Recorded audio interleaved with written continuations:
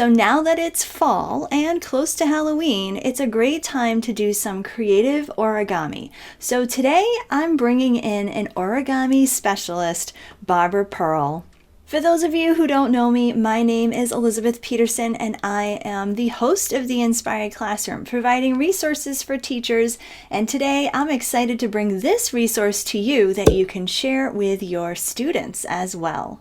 Today we're going to be making a little pumpkin out of origami paper. And if you don't have origami paper, don't worry. We're going to cover the bases on that as well.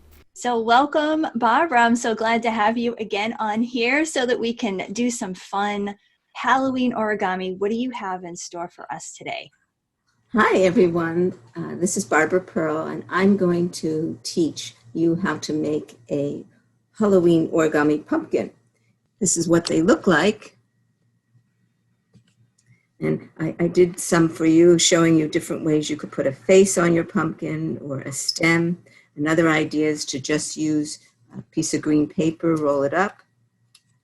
If you don't have origami paper, I thought I would show you how to use a standard piece of paper and transform it into a square, because you need about a 6 by 6 inch square to start.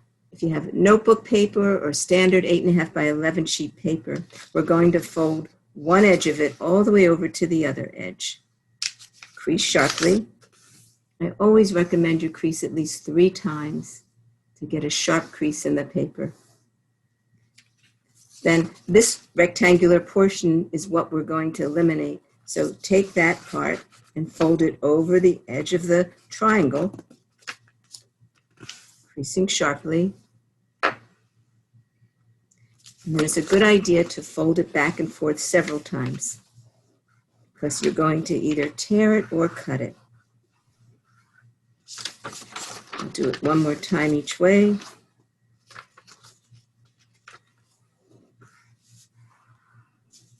And if you're tearing it, you can start it and then just gently separate it, or you can use scissors.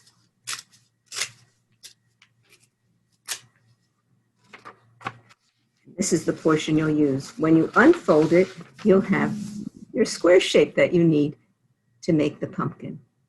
And I'm going to use origami paper to demonstrate, but if you don't have origami paper, you can use the square that we just formed, and you can color it orange or personalize it any way you want to. Starting with a 6 by 6 inch square, we're going to start with the colored side up. We're going to create 4 pre-creases to create the base of the pumpkin model. And the first step is called a book fold, when you just fold the paper in half. And crease sharply. How many times? 3 times. 3 times to get a sharp crease. Then unfold it, rotate it a quarter of the way, and put another book fold into the paper. And get it in place and crease sharply. Then unfold the paper. And you might think about incorporating some math concepts along the way. How many squares do you see now? We started out with the large square. Do you see smaller squares now? Yep, you do. So you have a total of 5 squares on the paper. Now for the next part, turn it over. We'll start with the white side up. Holding it on a diagonal, we're going to put a triangle shape into the paper, point to point. One of the folding techniques I like to use is called the T technique. You hold your fingertip at the top point, slide your finger down, and then crease side to side to make sure you get all parts of the paper. And then you have a triangle. Unfold the paper, rotate it a quarter of the way. We're going to put another diagonal fold into the paper model. T technique, hold the point, slide your finger down and side to side. These 4 steps created the base for the next part of the model. If you hold the paper up like this, and you've been creasing sharply, hold your fingers at the base of the paper and push everything together. Sometimes I think it looks like a little bird's mouth. Can you see that? Yeah, I can. That's Push funny. everything together, and it should collapse into a triangle. I'll do that step again, Okay. slowly, so you can follow along. We just completed the second triangle. Hold the paper up at the base of the triangle. And if you've been creasing sharply, all the parts should move together to collapse into a triangle base. So you have two triangles on one side and two on the other. Crease sharply. Smooth it out. I'm just going to rotate it so the apex of the triangle, or the point, is at the top. And if you carefully look at your triangle, you have a guideline right down the center. I call that the line of symmetry. Take the side point and you're going to fold it up against that guideline. So it creates another small triangle, creasing sharply. Repeat that step on the other side.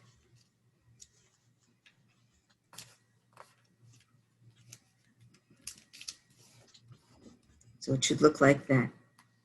If you carefully look at your model, you should see those two triangles created a square shape. Do you see that? I do. Square shape here, two other triangles on the side. Two here to form the square. Let's turn it over and repeat that step. The side point, fold it up to the apex or the top point. Creasing sharply. Side point to the top point.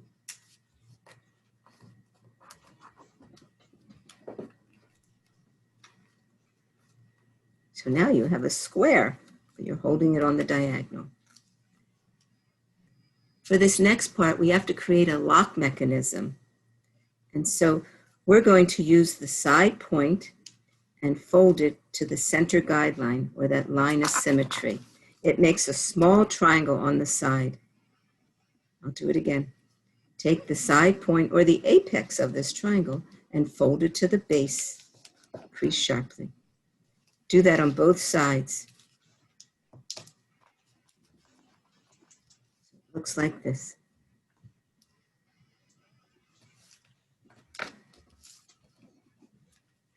This next step may be the most challenging because it has three parts to it. I'll guide you through it. If you look at your model, you'll see there are two parts that move these two parts. We're going to take the triangle, and you can see that. You see this triangle here. We're going to take that and fold it on itself. So it makes a smaller triangle. These are called pre-creases to create the lock mechanism. So again, take this point and fold it, or fold the triangle in half on itself. I like to do an extra step. So we're going to take the small triangle, the apex of that small triangle, and we're going to fold that over this larger triangle. We're going to repeat it 3 more times, so you'll get practice. You may want to use pencil. I have different tools. A toothpick is always a good idea. Sometimes when I'm outside in nature, I find bird feathers.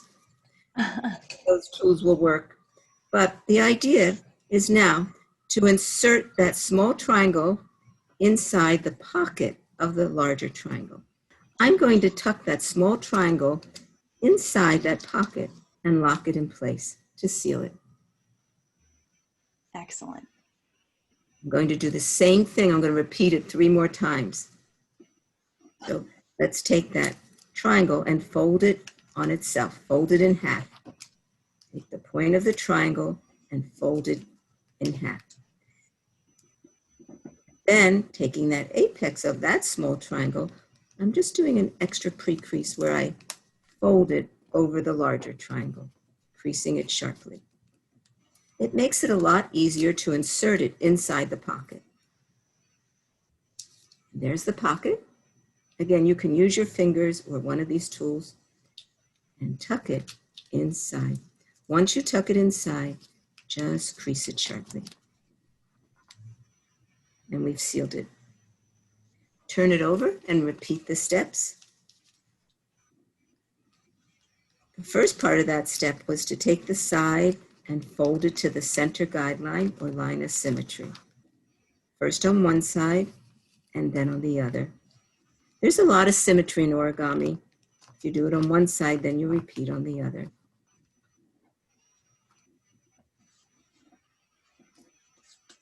Remember now, we're looking for the sides that lift up so we can fold them, as opposed to the other side that's stationary or doesn't move. So take that larger triangle, fold it in on itself or fold it in half, and then we fold it over the larger triangle. Once you've done those steps, find your pocket. Again, you can use your fingers or one of the tools and crease it sharply. We have one more to complete this step. Fold the triangle in half. Fold that little triangle over. Unfold it. Open up the pocket and insert that inside. Once you practice it a few times, it'll become easier to do. Now, for the fun part of this exercise or model, we have to find which side has a little hole in it, because you're going to blow inside it and it'll puff up into your pumpkin. So if you look carefully, you'll see there's a little gap or hole right here. And then you want to blow into it. There's your pumpkin. Good Excellent. job. Yay. Now, I'm just going to, before you do that, we have to take it back down. Okay. Plated. To make the face, if you want to make a face on your pumpkin, this is like turning pages of a book. You're going to, let's go, okay, to the right. And then do the same thing on the back. Go to the right. So to create the face of the pumpkin, you want to make sure the little hole that you have is at the top, so that when you are drawing your face, you're doing it on the flat part, as you can see in my demonstration models. Here, there's one with the face. Let's see, you can do it on the flat surface. For eyes, a nose, and a mouth. I also had some stickers, just things I had around my home. I cut out stickers and I had some wiggle eyes, just so you can personalize your pumpkin. And then when you've completed it with your face, you might want to make some zigzags for teeth. You can find a straw, or as I said, a piece of green paper, and place your inside so you have a stem. Happy Halloween. So how did your pumpkin come out? I hope you had a lot of fun creating your little pumpkin that you can use to decorate. I remember making these little balloons when I was in the 3rd and 4th and 5th grade like crazy. So once you get started, I know you're not going to want to stop. You can make them into all different colors, sizes, and use them for a variety of things. Balls, decorations, mobiles. So get creating and keep creating. So make sure you hit subscribe and hit the bell to be notified when we have our next video, which could be another how-to on how to do some origami. If you want some more origami fun now, make sure to check out this video next. My name's Elizabeth. Make sure you keep getting inspired so you can be inspiring to your students. Have a great rest of your day. Take care of yourself.